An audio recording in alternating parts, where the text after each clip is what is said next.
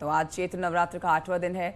नवरात्र के 8वें दिन महाअष्टमी के नाम से आप इसको जानते हैं। 8वें दिन को आज माँ दुर्गा की 8वीं शक्ति माता महागौरी की उपासना हो रही है। माता का रंग पूर्णतः गोरा होने के कारण ही इन्हें महागौरी या फिर श्वेतांबरधरा भी कहा जाता है।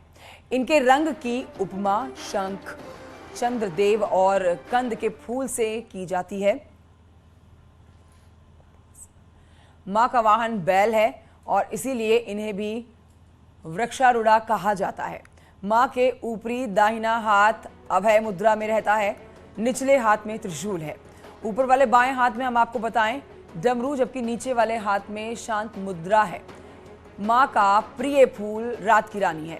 राहु ग्रह पर इसका आधिपत्य रहता है और इसलिए राहु संबंधी समस्याओं से छुटकारा पाने के लिए महागौरी की उपासना की जाती है। हमारे साथ ज्योतिषाचार्य करिश्मा कौशिक जी भी हैं इस समय। स्वागत है आपका मैम। नमस्कार। और देखिए आज माँ की उपासना की जा रही है। सबसे बड़ी बात यह है करिश्मा जी कि आज अष्टमी पूजन हो रहा है, जहाँ पर कंजक भी पूजी जाती है। तो आज के दिन का विशेष महत्व, पूजन किस तरह से किया जाए? देखिए, आप सभी को सबसे पहले तो दुर्गा अष्टमी की बहुत बहुत शुभकामनाएं। आज के दिन किया जा रहा है महागौरी का व्रत पूजन और साथ साथ आज के दिन कन्याएं भी पूजी जाती हैं। वैसे तो अगर देखा जाए तो नवरात्र जो है अपने अंतिम समय पे है, अंतिम चरण पे है और कहीं ना कहीं यहीं से समापन भी होना शुरू हो जाता है। जो लोग अष्टमी पूजन करते हैं, कन्या पूजन अष्टमी पे करते हैं, उनके लिए आज से ही व्रत पारण कर सकते हैं। इसके अलावा नवमी पर भी लोग कन्या पूजन करते हैं तो अगले दिन वैसे तो दशमी पर जो व्रत पारण है वो किया जाता है। मगर वहीं पे आज अष्टमी तिथि है, चैत्र मास के शुक्ल पक्ष की, और माता महागौरी की पूजा आराधना की जाती है। इनका स्वरूप बहुत ही कोमल माना जाता है। अगर माता महागौरी की बात करें तो कहीं ना कहीं इनकी पूजा आराधना करने से विवाह में आ रही सभी बाधाएं समाप्त हो जाती हैं, क्योंकि ऐसा कहा जाता है माता महागौरी ने पार्वती जी ने भगवान शिव को पति स्वरूप प्राप्ति के लिए 108 वर्ष तपस्या करी थी और कहीं ना कहीं उनको अपनी पत्नी स्वरूप भगवान शिव ने स्वीकार कर लिया था। तो इसीलिए विवाह में अगर किसी भी प्रकार की बाधाएं आ रही हैं तो आज का दिन बहुत ही खास होता है। इसके अलावा आज के दिन ऐसा कहा जाता है कि कन्या पूजन करने से आपको जीवन में हर एक तरक्की प्राप्त होती है, सुख समृद्धि प्राप्त होती है और उसका महत्व भी बहुत अधिक माना जाता है, क्योंकि ऐसा कहा जाता है 2 वर्ष से लेकर के 9 वर्ष तक की कन्याओं का पूजन करना बहुत खास माना जाता है। इसके साथ साथ एक बटुक जी होने चाहिए, यानी एक छोटा बालक होना चाहिए जो कि 2 से 5 वर्ष तक की आयु का हो। जी, एक अंतर समझना चाहेंगे आपसे करिश्मा जी कि अष्टमी और नवमी में क्या अंतर है? क्योंकि विशेष तौर पर हम देखते हैं लोग अष्टमी में भी पूजन करते हैं, नवमी में भी पूजन करते हैं, तो ये अंतर क्या होता है? देखिए, ये अपनी अपनी मान्यता होती है। ऐसा कहा जाता है कि कुछ लोग माता महागौरी के दिन ही यानी अष्टमी तिथि पर ही अपना समापन कर देते हैं पूजा आराधना का, माता महागौरी की पूजा आराधना करके। वहीं पे नवमी तिथि जो है माता माँ सिद्धिदात्री की मानी जाती है, जो कि सिद्धियां प्राप्त करने के लिए इस दिन माता सिद्धिदात्री की पूजा आराधना करना विशेष तौर से खास माना जाता है। इसके अलावा इस दिन भी पूजन किया जाता है। तो कहीं ना कहीं कुछ लोग होते हैं जो अष्टमी तिथि पर व्रत पारण कर देते हैं, जैसे कि मैंने शुरू में ही कहा था अपने दर्शकों को, और कुछ लोग होते हैं जो नवमी तिथि पर सिद्धियां प्राप्त करके इस समय पे ध्यान करके जो है पूजा आराधना अपनी समाप्त करते हैं। करिश्मा जी, जो लोग कंजकें नहीं पूज सकते हैं या फिर आप कहिए समय नहीं है या फिर इस तरह के साधन नहीं है, उन लोगों के लिए आप क्या कहेंगी? व्रत उन्होंने रखे हुए हैं और आज कंजक पूजन के साथ व्रत की भी समाप्ति हो जाती है, तो उनके लिए क्या आपके लिए सुझाव है? देखिए, वैसे तो अगर देखा जाए तो इस समय पे कन्या पूजन बहुत महत्व माना जाता है, क्योंकि माता महागौरी को हलवा, पूरी, इसके अलावा नारियल बहुत पसंद है। तो कहीं ना कहीं इन सब चीज़ों का हम प्रसाद जो है कन्या को देते हैं।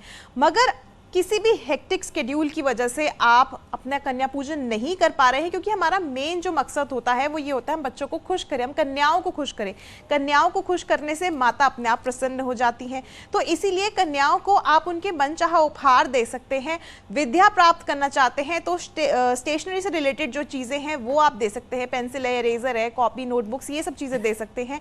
श्रृंगार का सामान उनको दे सकते हैं। छोटी छोटी कन्याओं को बहुत शौक होता है श्रृंगार करने का, तो आप उनको वो सारी चीज़ें भी दे सकते हैं।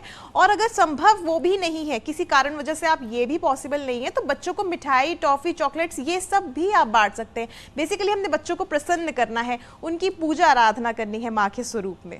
तो आज पूजा का शुभ मुहूर्त क्या है करिश्मा जी, ये हमारे दर्शकों को बताइए। साथ ही आज का पूजन किस तरह से पूरे विधि विधान के साथ किया जाए, क्योंकि मुझे लगता है कि आज की जो पूजा होगी वो पीछे के व्रत जिन लोगों ने रखे हैं या पीछे के जो नवरात्र के दिन रहे हैं उनसे थोड़ी ज्यादा लंबी चलने वाली है। जी देखिए, आज के दिन समापन भी होता है क्योंकि आज के दिन अष्टमी पूजन होता है। तो कहीं ना कहीं सर्वात सिद्ध योग में कुछ लोग सुबह के समय लगभग 6:04 तक पूजा आराधना कर चुके होंगे, मगर जिन लोगों ने अभी तक नहीं करा है कन्या पूजन या वो शुभ समय का इंतजार कर रहे हैं, तो 11:25 से लेकर के 11:48 तक का समय रहेगा।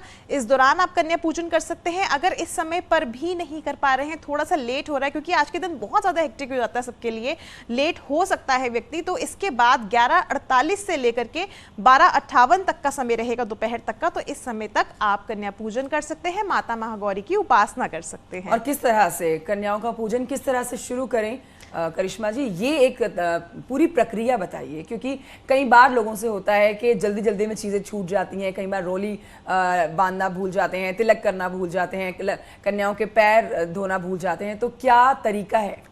देखिए, बहुत ही सरल तरीका है। पहले तो माता महागौरी की पूजा आराधना करें। इनकी जो पूजा विधि है बहुत ही सरल है, कोई बहुत हार्ड एंड फास्ट रूल नहीं है, बहुत ही कोमल स्वरूप है इनका। तो छोटी छोटी चीज़ों से प्रसन्न हो जाती है। माता महागौरी के लिए चौकी लगाएं उत्तर पूर्वी दिशा पे, इसके साथ साथ लाल या फिर श्वेत रंग का वस्त्र बिछाएं। यहाँ पे माता महागौरी की प्रतिमा या चित्र को स्थापित करें। भगवान शिव, भगवान गणेश जी, भगवान कार्तिकेय की प्रतिमा स्थापित करें। वहीं पे माता महागौरी को लाल पुष्प अर्पित करें, सफेद पुष्प भी अर्पित कर सकते हैं, रात की रानी अर्पित कर सकते हैं, मोगरा अर्पित कर सकते हैं। इसके अलावा माता महागौरी के मंत्रों का जप करें। इसके अलावा जो है ओम गौरी शंकराय नमः, ओम गौरी शंकराय नमः मंत्र का 108 बार जप करें। दुर्गा सप्तशती का अंतिम चरण का पाठ करें अगर शुरुआत से आप करते आ रहे हैं, नहीं तो केवल आप दुर्गा चालीसा का पाठ कर सकते हैं। ओम दुम दुर्गाय नमः मंत्र का जप कर सकते हैं। वहीं पे माता को भोग लगाएं। माता को नारियल का प्रसाद बहुत अधिक प्रिय है, तो नारियल का प्रसाद चढ़ाएं, साथ साथ केले अर्पित करें। इसके अलावा हलवा, खीर, पूरी, क्योंकि खीर जो है दूध से बना हुआ मिष्ठान होता है, दूध से बना हुआ मिष्ठान भी इनको बहुत अधिक प्रिय है, तो ये सब भोग में लगाएं। और वहीं पे कन्या पूजन की अगर हम बात करते हैं तो कन्या पूजन आप कैसे करेंगे? कन्याओं को बुलाइए। 2 वर्ष से लेकर के 9 वर्ष तक की कन्याएं आप पूज सकते हैं। इसके अलावा कन्याओं के चरण धुला करके, चरण जो है उनके स्पर्श कीजिए। वहीं पे रोली और साथ साथ मोली उनको बांधिए। इसके अलावा उनको उपहार दीजिए, उनको भोजन कराइए। इस तरह से आप कन्या पूजन कर सकते हैं। ठीक है करिश्मा जी, जो लोग आज के दिन दान करना चाहते हैं, जो लोग आज के दिन भी व्रत पर हैं, नवमी पूजते हैं अपने घर में, तो आज के दिन उन लोगों के लिए आप क्या कहेंगे? उनकी क्या पूजन विधि अलग होती है जो लोग आज कंजके पूजेंगे उनके हिसाब से?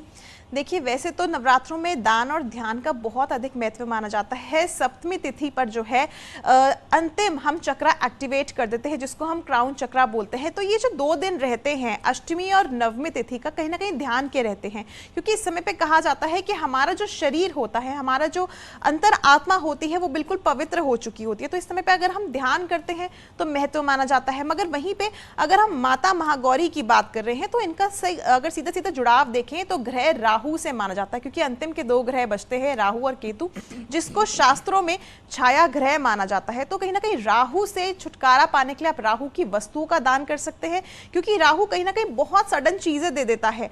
अगर राहु आपकी कुंडली में अच्छा है तो आप उच्च राजपद जो है वो प्राप्त करेंगे, कहीं ना कहीं मान सम्मान प्राप्त करेंगे, तरक्की प्राप्त करेंगे। कोई भी बात जो है आपके मुंह से बहुत अच्छी निकलेगी, वाणी में मधुरता होगी। मगर वहीं पे अगर आपका राहु खराब है तो आप नशीले पदार्थों का सेवन करेंगे, अत्यधिक झूठ बोलेंगे, अपनों से धोखाधड़ी करेंगे।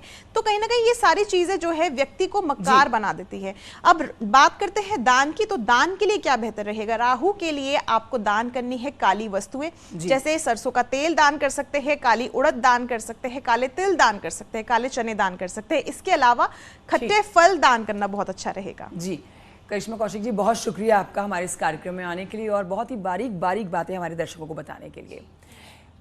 और यहाँ एक छोटे से ब्रेक के लिए रुकना होगा, जल्द लौटेंगे। आप बने रहिए न्यूज़ 18 के साथ।